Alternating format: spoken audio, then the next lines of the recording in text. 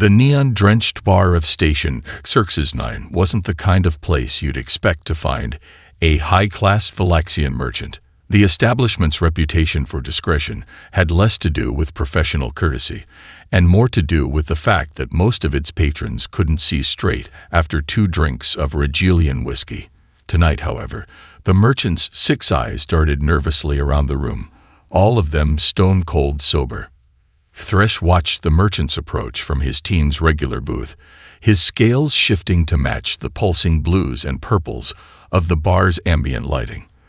The rest of the Crimson Scale mercenary group lounged around him, looking deceptively relaxed. Nyxus cleaned her prized plasma rifle under the table, while Zextar's combat tentacles casually coiled around his drink, ready to strike at a moment's notice. Crimson Scale. The merchant's voice wavered slightly, despite their obvious attempt to sound confident. I have a contract that requires your unique expertise. Kthresh gestured to the empty seat with one clawed hand, his other 3 arms remaining perfectly still. The merchant sat down, their expensive robes looking hilariously out of place among the bar's usual clientele of smugglers, bounty hunters, and the occasional rogue AI looking for work. Speaking of expertise, Scholar of Infinite Texts chimed in from behind their stack of ancient datapads. Your credit rating is quite impressive for someone who only appears in official records 3 solar cycles ago. The 8-armed historian didn't look up from their reading, but their words carried a clear warning. The merchant's 3rd eye ridge twitched. I pay for privacy, and I'm willing to pay significantly more for this job. They placed a crystal data chip on the table. Half now, half upon completion. Enough to buy a small moon, as the humans say. The mention of human idioms made Kithresh's scales ripple, but he reached for the chip anyway. The team had bills to pay, and their last job, retrieving a lost pet from a space station's ventilation system, had paid barely enough to cover fuel costs. Besides, how complicated could a simple elimination contract be? The data transfer was quick and clean. Kithresh's cybernetic eye confirmed the amount, and his scales shifted to a pleased orange hue before he could stop them. Target details. A cargo hauler, the merchant said, their voice dropping to a whisper despite the bar's privacy fields. Small-time independent operator who witnessed something they shouldn't have. The target makes regular runs between here and the frontier colonies. Ships called the Lucky Penny. Nyxus finally looked up from her rifle, all 4 of her eyes narrowing. That's a human vessel name. Yes, the merchant said, almost dismissively. The target is Jessica Marshall. Human female, age 34 standard years. Eliminate her, and make it look like a routine shipping accident. Simple enough for your team's capabilities, I assume. The crystal glass in Zextar's tentacle shattered. The sound made the merchant jump, but Kthresh barely noticed. His scales had gone ghost white, a color they hadn't shown since the incident in the Crab Nebula. Around the table, each member of Crimson Scale had their own reaction. Scholar of Infinite Texts dropped their datapad. Nyxus' rifle slipped from her usually steady hands, and their tech expert, Binary, started laughing in that disturbing way that meant they were actually terrified. Human, Kthresh said, his voice so quiet that the merchant leaned forward to hear him. You want us to eliminate a human target. His cybernetic eye was already calculating the fastest way to return the payment without triggering any banking alerts. Is that a problem? The merchant's 6 eyes blinked in sequence, genuinely confused. The payment is more than fair for such a simple target. Unless... Their voice trailed off as they finally noticed the reaction around the table. Unless there's something about humans I should know. The entire bar had gone silent. Even the ancient jukebox in the corner seemed to have picked up on the tension, its usually chaotic mix of alien music fading to a quiet hum. Thresh looked at his team, saw the same expression on each of their faces, and made a decision that would probably save all their lives. "Let me tell you about the last time someone tried to eliminate a human target," he said, gesturing to Binary to start the holoprojector. "And why we're going to need a drink for this story." The holoprojector flickered to life, casting an eerie blue glow across the now silent bar. Binary's mechanical fingers danced across the controls, pulling up file after file of previous human encounters. The merchant leaned forward, their 6 eyes widening as images of Jessica Marshall filled the air. "This was 3 cycles ago," Thresh said, his scales shifting to a deep purple of remembered anxiety. Marshall was making a routine supply run to the mining colonies in the Kuiper Belt when pirates hit her ship. The footage showed a small cargo vessel, the Lucky Penny, surrounded by 3 much larger attack ships. The merchant shrugged their shoulders in a gesture they'd clearly learned from humans. "So, pirates attack cargo ships all the time. That's why we have insurance." "Watch," Nixis whispered, her 4 eyes fixed on the projection. The footage continued to play.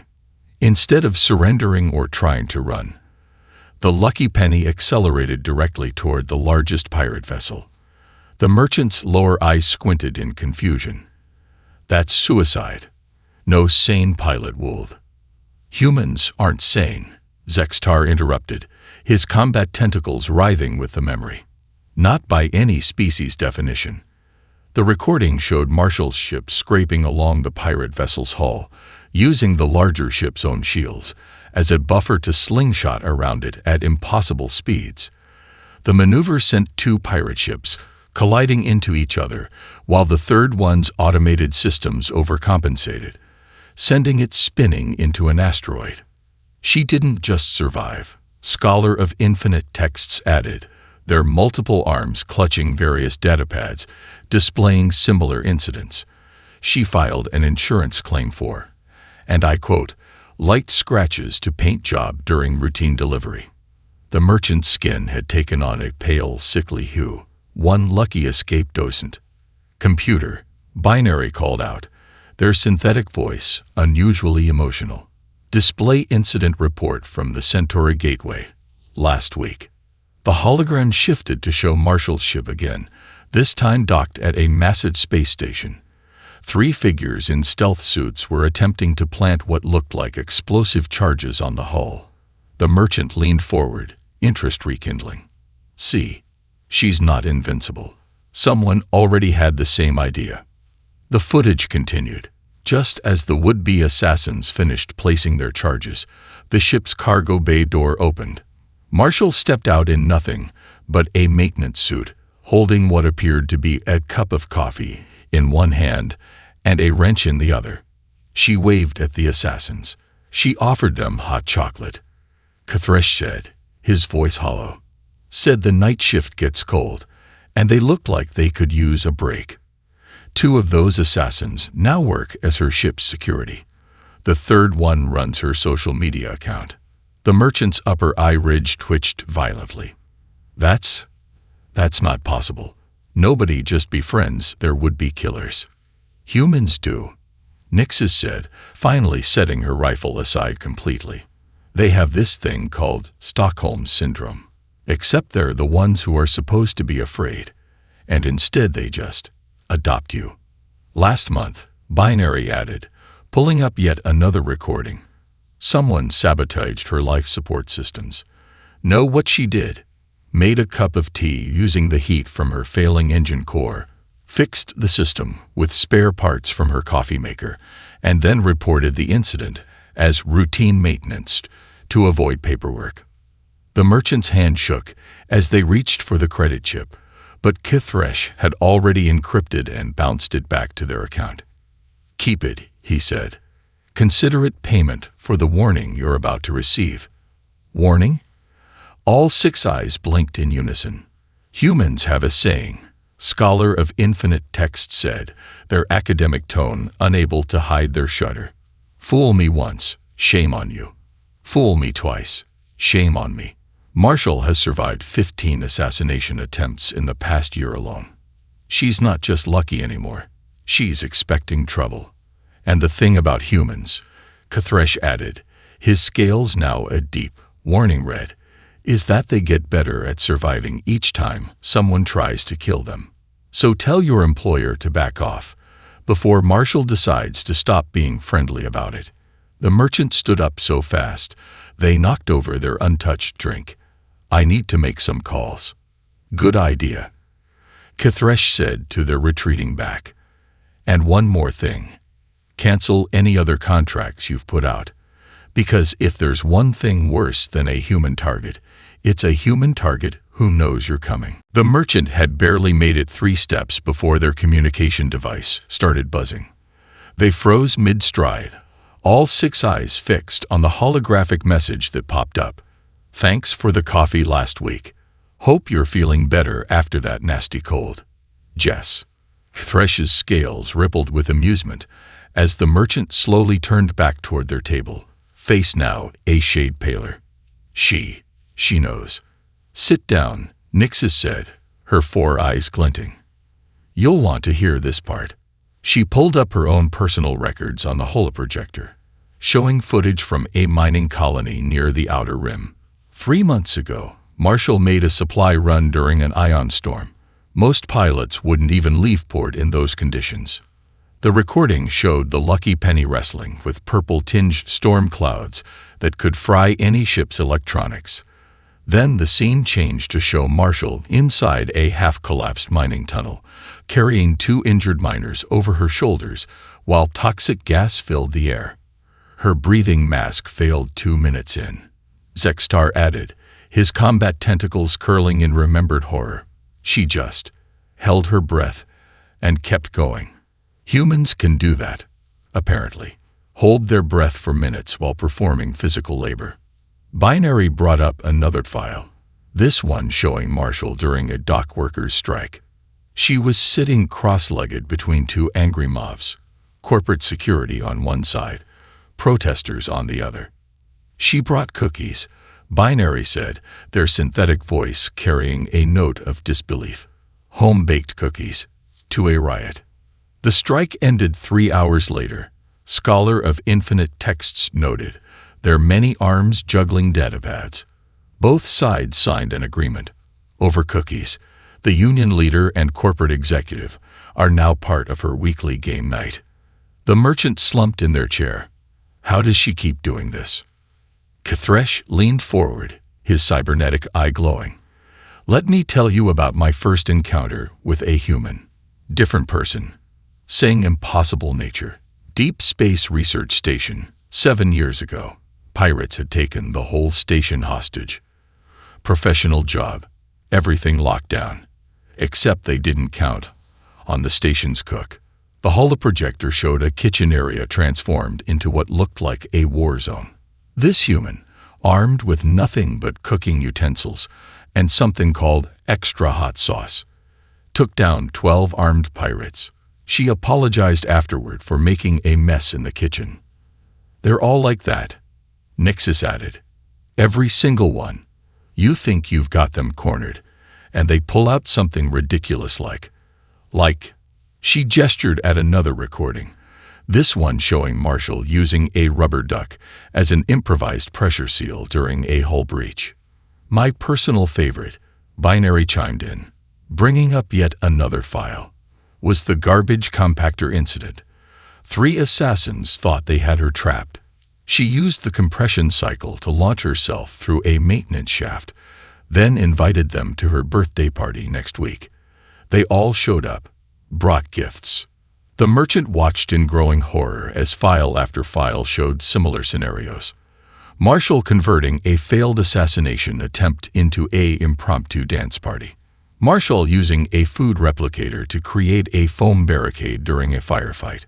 Marshall talking down a rogue security droid by teaching it to knit. But the real problem, Kthresh said, his scales now a deep, warning blue, isn't just that she survives. It's that she remembers, learns, adapts. That coffee she sent you, she's already 10 steps ahead. As if on cue, another message popped up on the merchant's device. By the way, love what you've done with your ship's new stealth plating. Very subtle.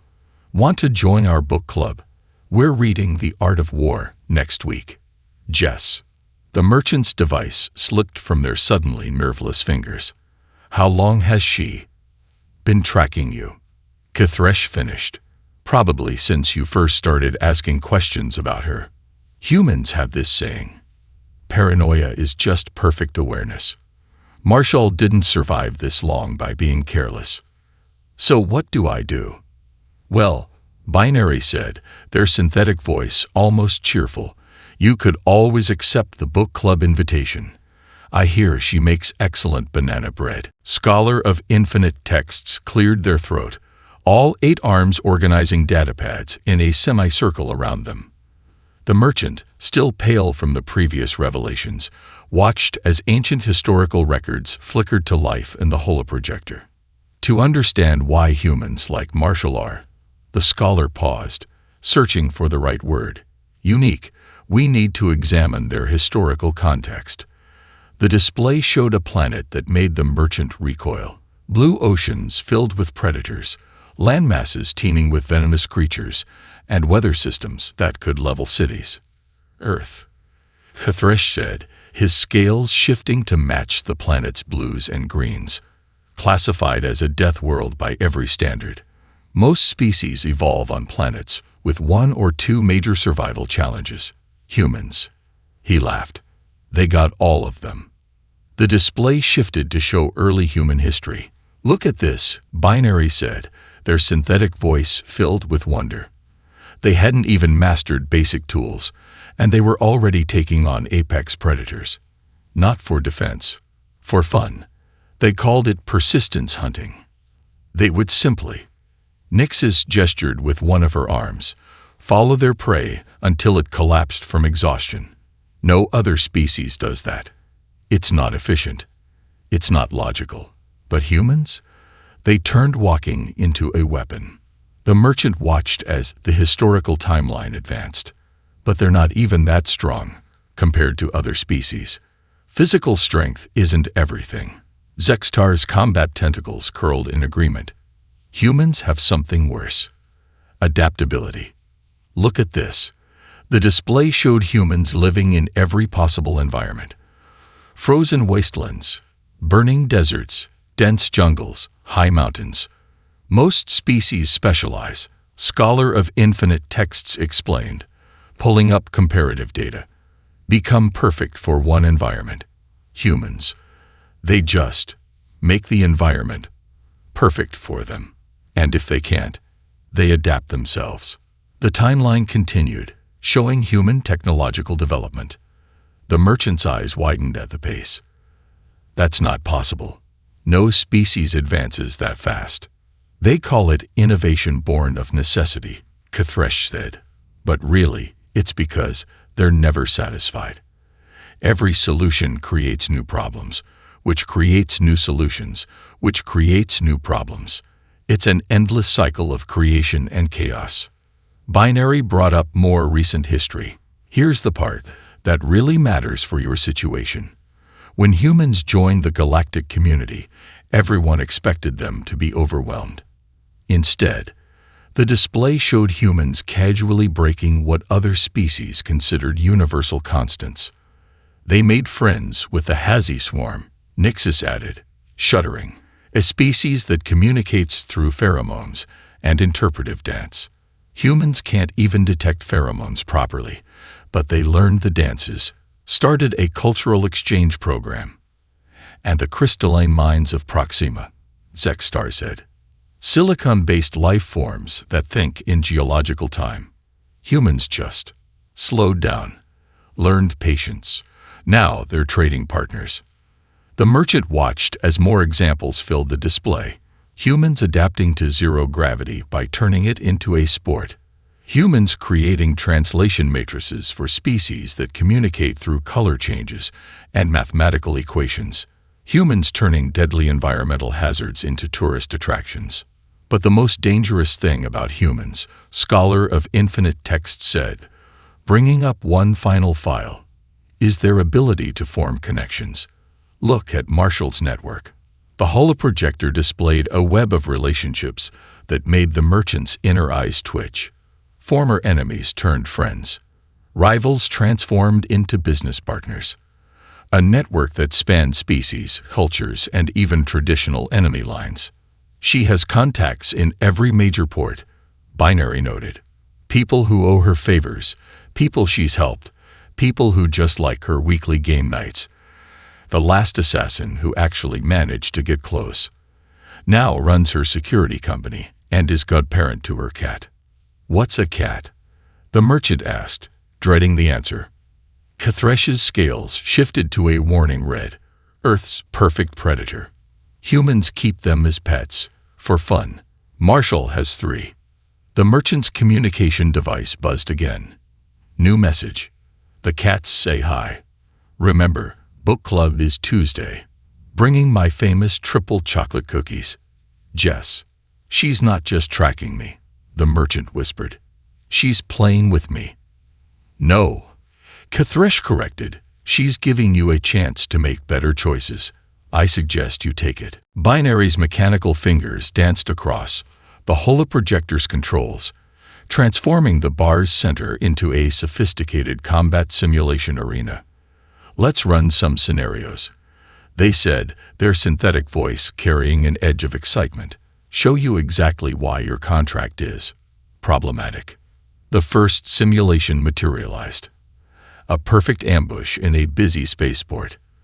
The merchant leaned forward, all 6 eyes fixed on the scene. This could work. Multiple escape routes, crowded environment, limited security coverage. Watch, Cathresh interrupted, his scales rippling with anticipated amusement. The simulation played out. Virtual Marshall, walking through the spaceport, spotted the ambush almost immediately.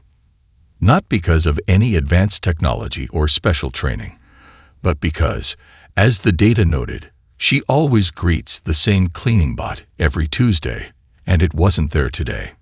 Humans call it pattern recognition, Nixis explained, her 4 eyes tracking the simulation.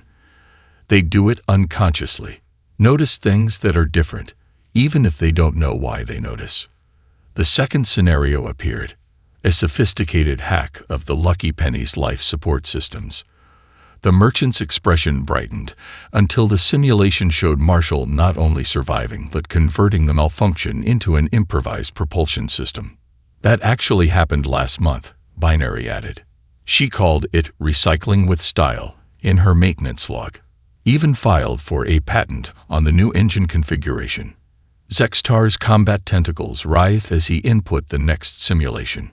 A classic poisoning attempt at a space station restaurant. The merchant watched in horror as Virtual Marshall not only survived the deadly toxin, but seemed to enjoy it. Humans actually pay for that substance, Scholar of Infinite Texts noted, consulting their records. They call it hot sauce. Marshall keeps a collection. Says it adds flavor. Simulation after simulation played out, each one more improbable than the last. Marshall converting a sabotage airlock into an improvised trash cannon. Marshall using a failed gravity generator to create a makeshift trampoline course. Marshall turning a sophisticated computer virus into a ship-wide gaming system. But here's the real problem. Cathresh said, his cybernetic eye glowing, as he input one final scenario. Watch what happens when you actually manage to corner a human. The simulation showed Marshall trapped in a dead-end corridor, outnumbered, outgunned, with no possible escape route. The merchant leaned forward eagerly, then jerked back as Virtual Marshall charged directly at her attackers, armed with nothing but a maintenance wrench and what the system identified as a travel mug of coffee. They call it going berserk, Nixis said, her voice hushed. An ancient human combat technique where they simply decide that if they're going down, they're taking everyone with them. The statistics are concerning, Binary added, bringing up the combat data. When a human is cornered, their survival rate actually goes up. They become more dangerous the less they have to lose. The merchant watched as the simulation ended with Virtual Marshall standing victorious, apparently having used the coffee as both a weapon and a post-fight refreshment. But that's not possible. The physics alone. Physics. Scholar of infinite texts laughed, all 8 arms clutching their datapads. Humans have a special relationship with physics. They don't break the laws of nature. They just find the loopholes. A new message popped up on the merchant's device. Those simulations are pretty good, but you missed my favorite trick with the coffee mug. Happy to demonstrate next time we meet. Jess. P.S. brought some hot sauce samples for the book club. Hope you like spicy food. Kathresh's scales shifted to a sympathetic purple. She's not just warning you now. She's teaching you. Humans. He shook his head. Even when they're your enemy, they can't help trying to make you better. I don't understand. The merchant whispered. Why not just kill me? Why all this? Because, Binary said, their synthetic voice almost gentle. Humans like Marshall believe everyone deserves a chance to change, even people trying to kill them. Especially people trying to kill them. They call it redemption. And if I don't take this chance? The team exchanged looks. Then, Kathresh said, you'll learn why the most terrifying words in the galaxy are human. Target got creative. Kathresh leaned back in his chair, his scales shifting to a thoughtful shade of blue-green. You know, he said, watching the merchant's growing panic, there is another way to handle this situation. One that doesn't end with you learning firsthand why humans call it creative problem-solving. The merchant's 6 eyes blinked in rapid succession. I'm listening. Binary brought up a new set of files on the holoprojector. These are records of successfully resolved conflicts with Marshall. Notice any patterns. The display showed a series of incidents. A pirate fleet that now served as a legitimate escort service, a criminal syndicate transformed into a charitable organization, and a ring of smugglers who had become licensed cargo haulers, all after encountering Marshall. She has a perfect record for accepting peaceful solutions, Nixus added, her 4 eyes scanning the data, even when she has every right to choose violence. Especially then. Scholar of Infinite Texts pulled up another file. Look at this incident from last year. A rival company hired saboteurs to destroy her cargo. Instead of retaliating, she helped them restructure their business model. Now they're partners in the largest fair trade network in the Outer Rim. But why? The merchant asked, genuinely puzzled. Why show mercy to enemies? Zextar's combat tentacles curled in what might have been embarrassment. I may have tried to eliminate her myself once. Before joining Crimson Scale, she caught me in her cargo hold, armed with enough explosives to vaporize her ship. What happened? She offered me tea, Zextar said, still sounding bewildered years later. Said I looked cold. Then she asked about my combat training.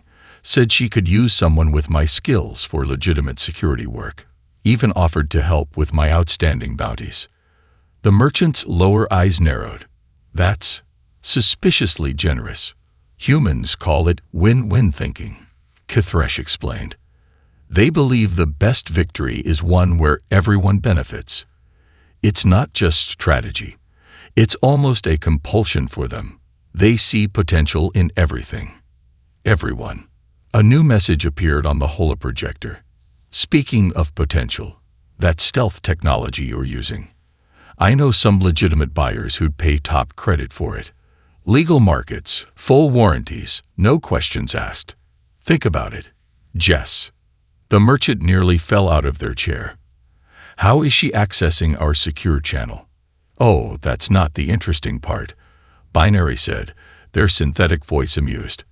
The interesting part is that she's offering you a way out, a legitimate business opportunity, even after you tried to have her killed.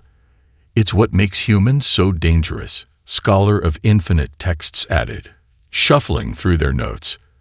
They turn enemies into allies, problems into opportunities. There's a human phrase for it. Kill them with kindness. Though they're equally good at regular killing, Nixus muttered. They just prefer not to. Say it takes the fun out of making new friends. Another message flashed. By the way, your encryption algorithm is fascinating. Want to discuss it over coffee? I got some ideas for improvements. Also, the book club would love your perspective on Chapter 3, the part about converting adversaries into assets. Jess. Kathresh's scales rippled with suppressed laughter. She's not just offering you a way out. She's offering you a job. Probably has been since before you started planning her elimination.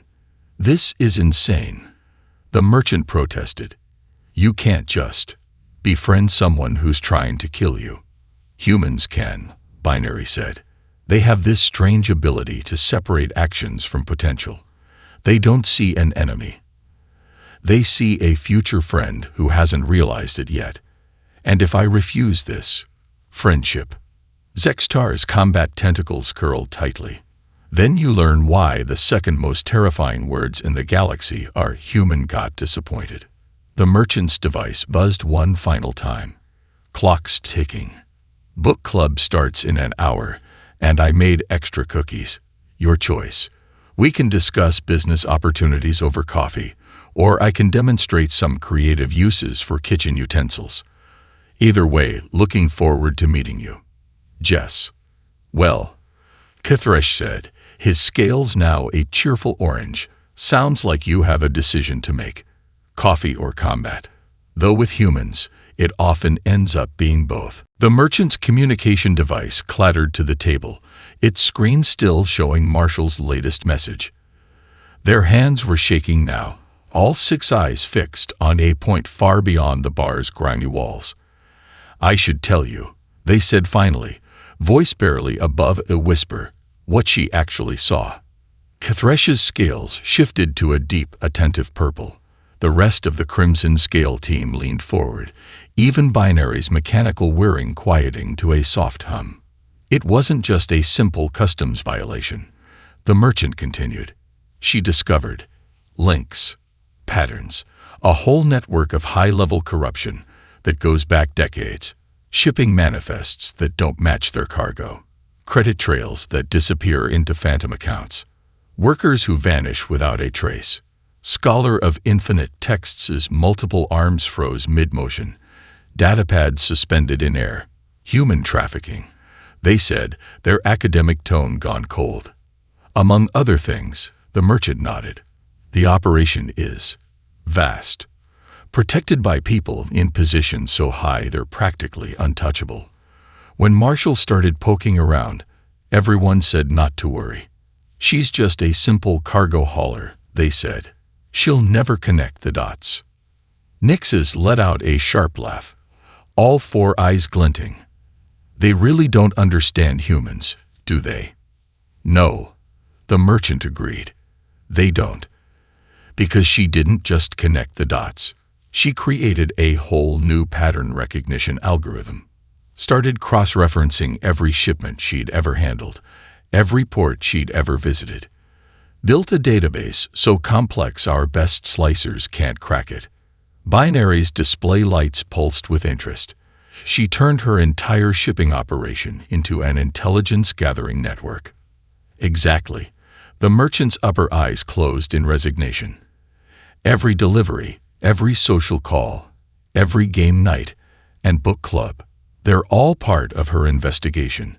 She's been building this case for years, gathering evidence so solid not even the highest-level corruption could bury it. Kathresh's cybernetic eye flickered as he processed this. That's why the bounty is so high. Your employers aren't just trying to silence a witness. They're trying to stop a one-woman revolution. Zextar finished, his combat tentacles writhing with a mix of horror and admiration, and they've been playing right into her hands. A new message flashed across the holoprojector. Nice summary. Though you missed the part about the Underground Railroad for trafficking survivors, don't worry. I've got it all documented in the report. Speaking of which, thanks for the additional evidence tonight. Jess. The merchant's skin went nearly translucent. She's been recording everything. This entire conversation is now part of her case file. Binary confirmed. their synthetic voice almost gleeful. Along with, I guess, every other failed assassination attempt, every bribe offered, every threat made. But that's not even the worst part. The merchant said, their voice dropping even lower. 2 days ago, she sent a message to everyone involved. Just 3 words. Last chance. Choose wisely. Kithresh's scales rippled with sudden understanding. The book club, the coffee invitations, the business opportunities. She's offering immunity, scholar of infinite texts realized. Their many arms rapidly taking notes. A chance for people to turn evidence, to help dismantle the operation from the inside. Classic human strategy. Nixus added.